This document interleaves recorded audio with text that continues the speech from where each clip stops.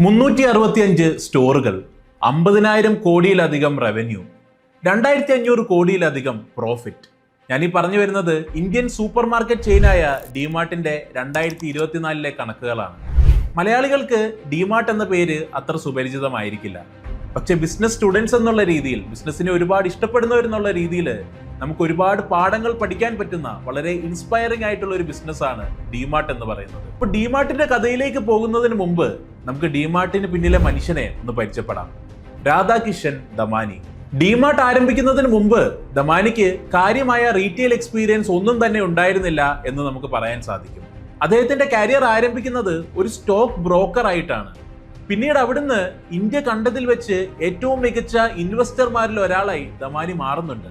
അദ്ദേഹത്തിന്റെ ശാന്തമായ സ്വഭാവവും പൊതുവേദികളിൽ നിന്നും ഒഴിഞ്ഞു നിൽക്കുന്ന പ്രകൃതവും അദ്ദേഹത്തിന് ഒരു പേര് സമ്മാനിച്ചു: ദ സൈലന്റ് ബില്യനെയർ.